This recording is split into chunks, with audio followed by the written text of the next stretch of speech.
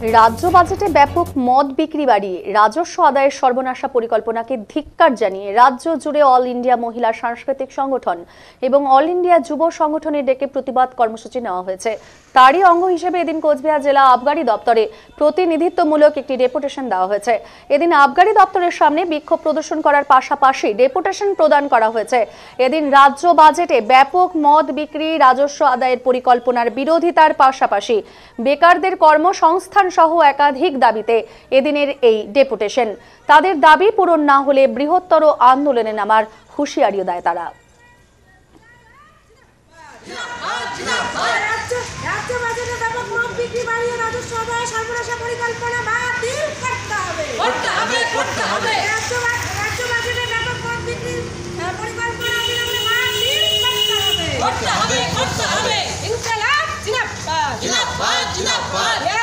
আমরা দেখেছি এবছর রাজ্য সরকার যে বাজেট ঘোষণা করেছে সেই বাজেটে তারা মদ বিক্রির উপরে ব্যাপক জোর দিয়েছে। এই মদ বিক্রি করে তারা রাজস্ব আদায়ের পরিকল্পনা নিয়েছে। আমরা আজ অল ইন্ডিয়া মহিলা সাংস্কৃতিক সংগঠন এবং অল ইন্ডিয়া যুব সংগঠন গোটা পশ্চিমবঙ্গ জুড়ে এই সর্বনাশা সিদ্ধান্তের প্রতিবাদে আমরা আন্দোলনে নেমেছি।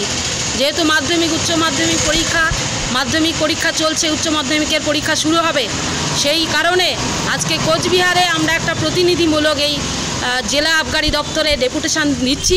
আগামী দিনে সরকারের এই সিদ্ধান্ত যদি বাতিল না করে আমরা ব্যাপক আন্দোলন গড়ে তুলব। কারণ আমরা দেখছি যে গ্রামে গঞ্জে সমস্ত বেকার যুবকরা আজকে মদের নেশায় আসক্ত হয়ে খারাপ কাজে যুক্ত হয়ে যাচ্ছে। আমরা দেখছি যেখানেই নারী নির্যাতনের ঘটনা ঘটছে প্রায় 85% ঘটনা মদ্যপ অবস্থায় ঘটছে।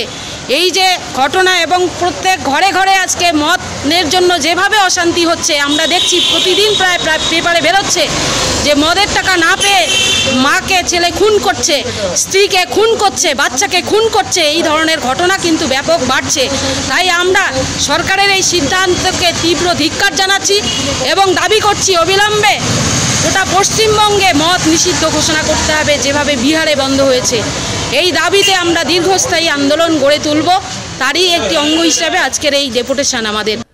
আপনারা জানেন যে রাজ্য বাজেটে ব্যাপক হারে মদ বিক্রি বাড়িয়ে রাজস্ব আদায়ের একটা পরিকল্পনা গ্রহণ করা হয়েছে, যা আমরা all India DYO, all India MSS তীব্র ভাষায় নিন্দা করছি। কারণ আপনারা জানেন যে এই মদের কারণেই গ্রামে গঞ্জে শহরে বিভিন্ন জায়গায় মেয়েদের উপরে অত্যাচার বাড়ছে।